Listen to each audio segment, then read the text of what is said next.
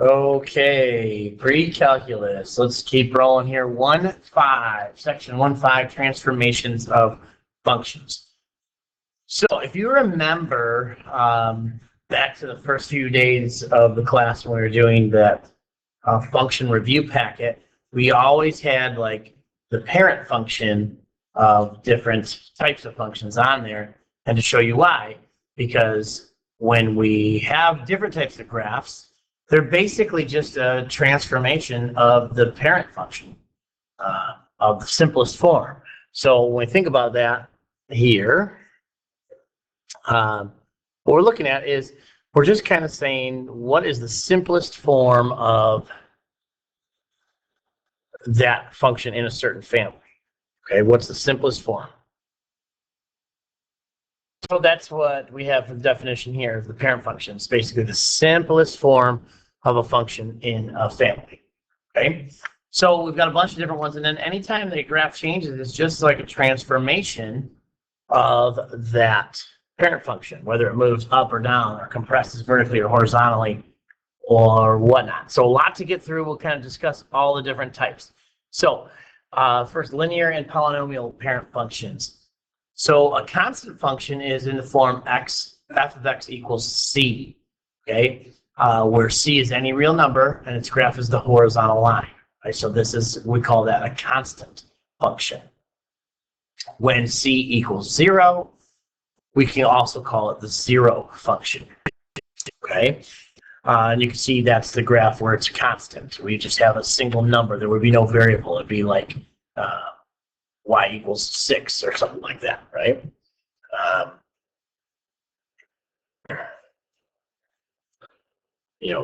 Or y equals 4, whatever, so stuff like that would give you that horizontal line. All right, the identity function over here on the right, this is one of those simple functions, the y equals x function. So f of x equals x, where you have every coordinate a. So in this case, you've got like 0.11, 22, 33, etc. As we move on, those would all be there. And same thing with the negative side, -1, -1, okay? And so on and so forth, where y equals x, okay? That's called the identity function. Whatever x is, f of x is. It's the identity, okay?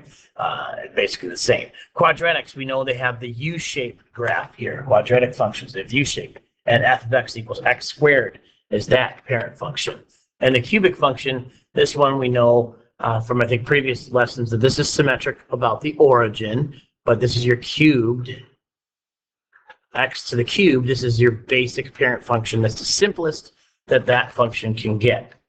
Now, we all know it's easier kind of to think about quadratics because we can squish this or widen it, raise it up, left, right. So that's what we're talking about today. All right, continuing on with some other functions, the square root function and reciprocal functions. So the square root function here is f of x equals the square root of x. And so that kind of has, that's the basic function you can get there. And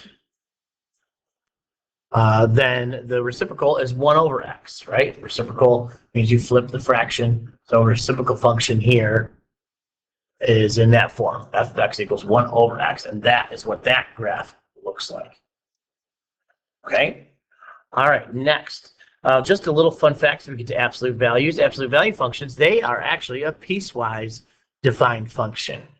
Right? So we can kind of take a look and say that these are actually piecewise functions because they have some stipulations to them.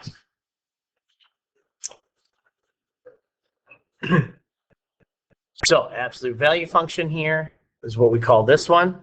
That is f of x equals the absolute value of x.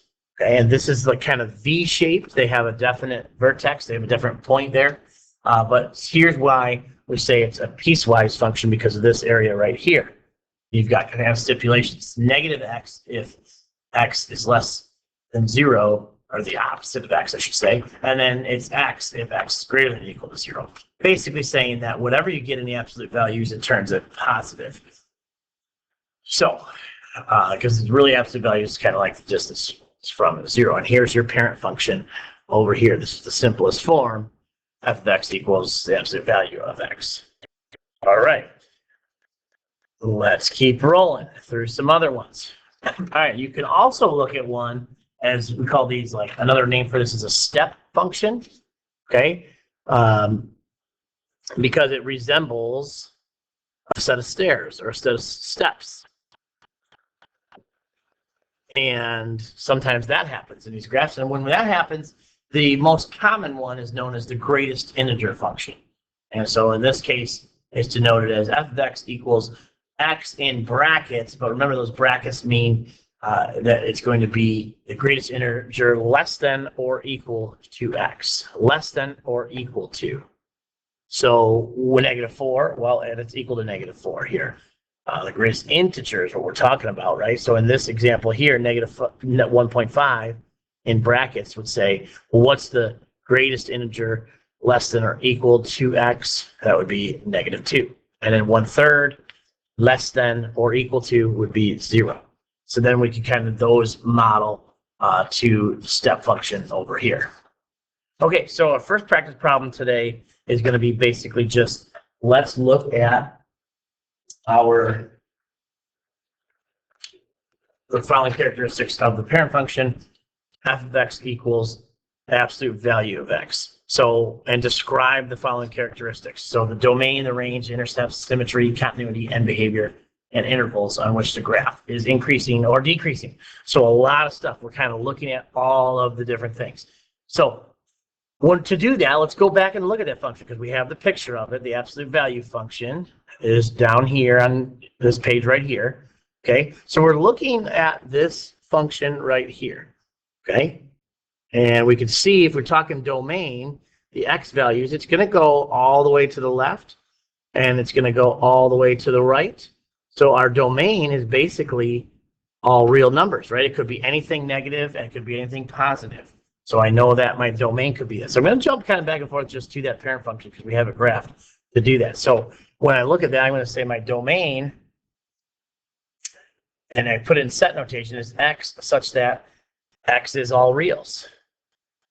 X exists in all reals. And I guess you could say, yeah, you know, all reals.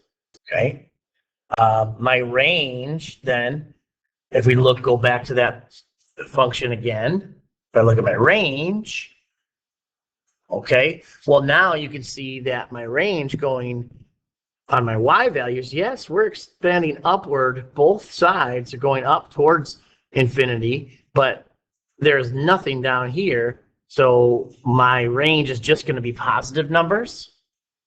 So my range is just being positive numbers is going to say, okay, now I'm going to say y such that y is just positive numbers. So 0 is less than or equal to y, comma, y is a real number. Okay. So that would be my domain and range. Okay, intercepts. Again, if we look at intercepts, we're just basically saying, I'm just going to write the whole word out. Intercepts. It only has one intercept. It just crosses at one point here. We go back and just keep going back to this function. It crosses the x-axis at 0, 0. It crosses the y-axis at 0, 0. So both x and y intercept, there's just one of them, and it's at 0, 0.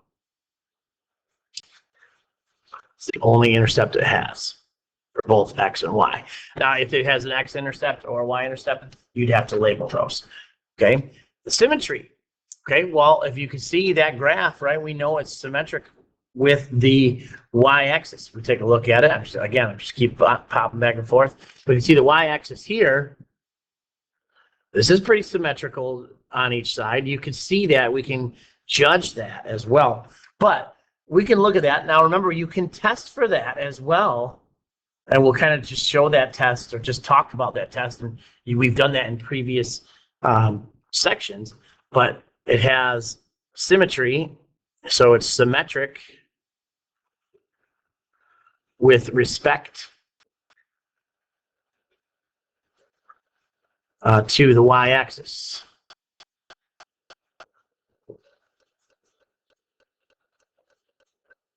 okay? And therefore, that means, what does that mean? That means it is even, right? That's an even function. We call that even versus odd, right?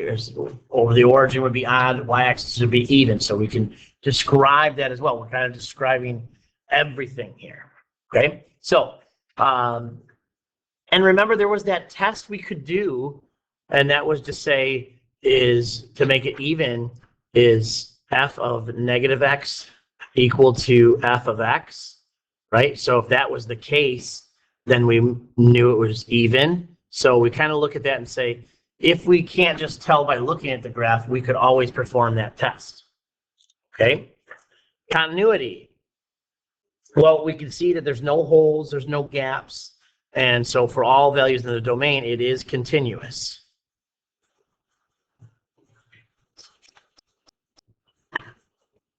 So I'm just going to say for all values in domain, it is continuous. Okay, because when we look at it, there's no holes, there's no gaps. Remember, again, you could test for that with our continuity test. You'd have to say, all right, is there a value at a certain point, and is there a limit at a certain point to make it continuous? If not, then it would be discontinuous. So it is continuous there.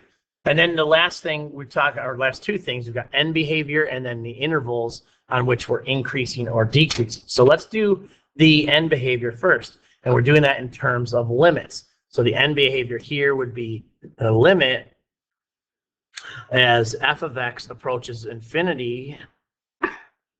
Well, first we'll do the left side. From the left, as it approaches negative infinity, equals infinity. Okay, why? Because again, going back to that function, the limit as we're approaching from the left, on the left side, as we're getting closer and closer to negative infinity, we're going positive towards positive infinity. Okay, and then we could also say that on the other side, on the right side of the graph, as we are going towards positive infinity, as x approaches positive infinity, again, the graph is going up, so it would equal infinity. So that would be my end behavior. And then finally, what intervals? So kind of taking it all together from the last few sections, what intervals is it increasing and decreasing on? So in that case, we could say it is decreasing from that first interval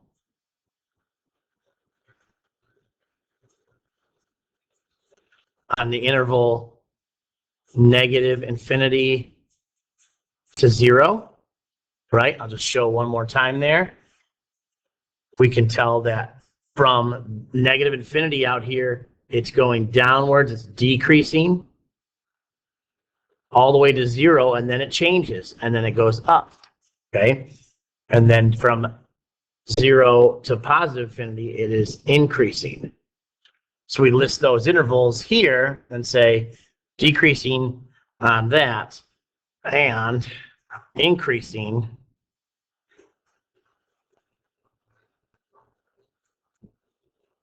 on the interval 0 to positive infinity. And then yes, it would have a maximum minimum, but they're not asking for that, so we're not going to put that in there. Okay, so continuing on, some other transformations that happen. And that's a lot of stuff, but that's how we describe it. Okay, so some other transformations, some other things that happen to different graphs. So transformations, again, like we said, this changes the appearance of the graph, of the parent function. So it's either going to translate it up or down or compress it. So let's talk about those first ones I said. Translations, vertical and horizontal translations. So a vertical translation is one that's going to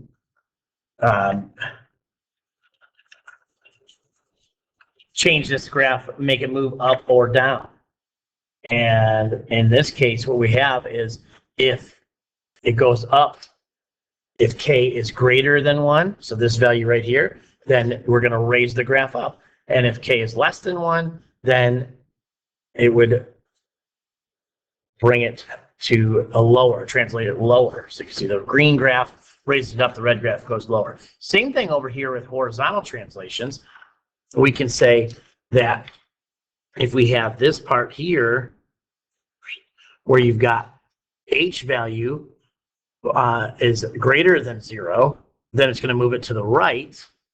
And if h value is less than 0, it's going to move it to the left. Now, you got to be careful here because remember, here is the function. It's x minus h. So you got to almost think opposite on these ones because, like I said, remember it's in the form of x minus h. So if you have an x minus a minus 4, that's actually going to be chum to x plus 4. But your actual h value was minus 4. So that's why we kind of think about going the opposite. To get a plus here, h has to be negative. So that's why if h is negative, we would move it to the left. If h is positive, we would move it to the right because the actual equation is a minus sign there. Okay, so be careful with those, with your negatives. All right, now, so that's vertical and horizontal. Let's talk a couple more, just reflections. The reflections, so translations, we know slide it left, right, up or down. Reflections kind of flip it over. So we have this idea here where we've got g of x equals negative f of x is the graph of f of x reflected in the x-axis. So this part here is telling me that I have a reflection in the x-axis. It's reflecting over the x-axis. So if that happens, you know it's a reflection of the x-axis. Over here, reflection of the y-axis, kind of like we talked about those even functions. It has y-axis symmetry. So you got your f of x function here, and your other side of the function, your g of x, is the opposite of this. Then that would be reflection in the y-axis. You can see there's some symmetry there. Right? We have symmetry along the x-axis here. We have symmetry along the y-axis here. All right, the last couple to talk about is the vertical and horizontal dilations. So vertical and horizontal dilations here, this is what is, and we remember our transformations from back in geometry. We had translations, reflections, dilations. So all these things are the same here with in respect to the parent function. So in this case here, vertical dilations and horizontal dilations, we're either going to shrink it or expand it or compress it, they talk about. Okay, so in this case, vertical, it's going to expand it vertically if a is greater than 1. Okay, so if your a value, right, the a value of your equation here is greater than 1, it's going to expand it vertically. It's going to rise faster. It's going to rise up faster. And you can see that your equation here, because your a value is greater than 1, it's going to kind of squish it together. It's going to compress it a little bit, but it's going to go vertically. So think about when we do that, we're thinking about what does it mean to expand vertically? It's actually a horizontal compression, right? Think about that, right? If you got something and you squish it together from left to right, it's going to push it more vertically as well, right? And then on the other side, we could say if a is between 0 and 1, so like a fraction or a decimal that's between 0 and 1, it compresses it vertically, okay? So it's going to make it squish down a little bit. So we look at that example here. This, because a is a fraction, that's a number between 0 and 1, like 1/2 or 1/4 or something like that, that is going to make it kind of compress vertically. So it's going to squish it. But what that does here is it actually makes it expand horizontally. So you think those are a little bit opposites of each other.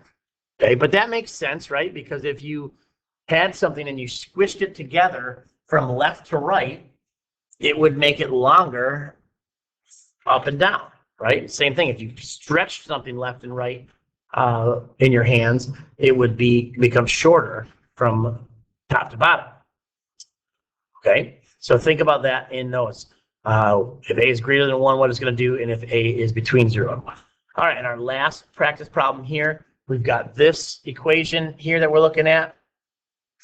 And this is our function. And name the parent function, state the translation, reflection, and or dilation, and then sketch the graph here. Okay. So yes, I could do this on a graphic calculator, but let's try to do it without, because I think we can do that. So part A, we can see right here that we've got the quadratic. Okay, we've got this square. So that is in vertex form. So I already know that this is a quadratic. So I already know just by the form the graph is in, by the equation, that this is a quadratic function.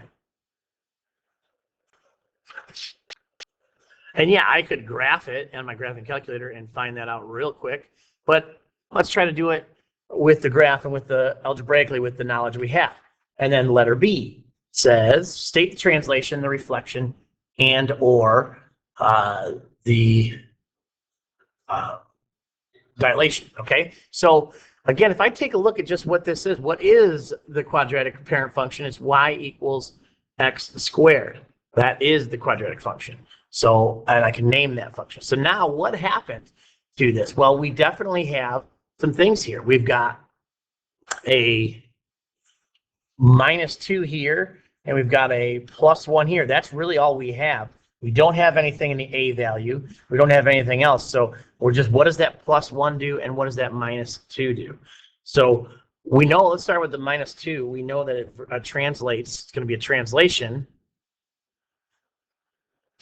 So the graph translated vertically, and I guess you don't have to write vertically, but you could say down, translated down 2 units. 2 units, right? That -2 dropped us down 2 units. And then it also went horizontally, translated horizontally,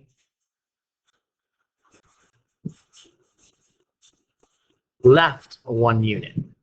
Okay, so again, remember that y left, because it's got to be the opposite of this part here. We're used to positive taking us right, but remember this had to be an x minus a -1 to get that +1 after we chum. So we had to go horizontally left 1 unit.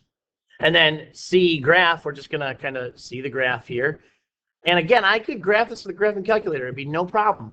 But let's try it with respect to the parent function by using a translation. So in the quadratic, in the actual parent function, my vertex is gonna be 0, 0. So now if I take just that translation and say down 2 and left 1, I'm gonna go down 2 and left 1, my new point should be right here. That's my new vertex, -1, 2, which makes sense in vertex form. And it's just thinking of like a little t table. If I did, 1 and -1, if I square those in my parent function, I'm going to get 1 and 1. So I could actually take the point 1, 1 and do the same thing. Go from point 1, 1 and then go down 2 units and over 1, and my new point is right there. And same thing, if I take -1, 1, -1, 1 here, and again, if I go down 2 units, 1, 1, 2, and over 1, that's my new point there. And let's do one more just for the heck of it. If I said 2 and -2, well, 2 squared is 4, -2 squared is also 4 with my parent function. So if I look at those points here and say 2 and 4, 2, 4 was up here. Again, using my translation here, if I go down 2 and to the left 1, that's my new point right here. And same thing with -2, +4. If I go down 2 and left 1, that's my new point here. So then I can graph the translation. Should look something like this. Without even needing a graphing calculator, I could just sketch it from the parent function. Okay, so that's enough on this section. Lots of stuff, lots of graphs to go through. And I kept it under 25 minutes, so I feel pretty good about that. Okay, all right. Bring questions and we'll answer any questions you have. Tomorrow we'll work on section 1.5.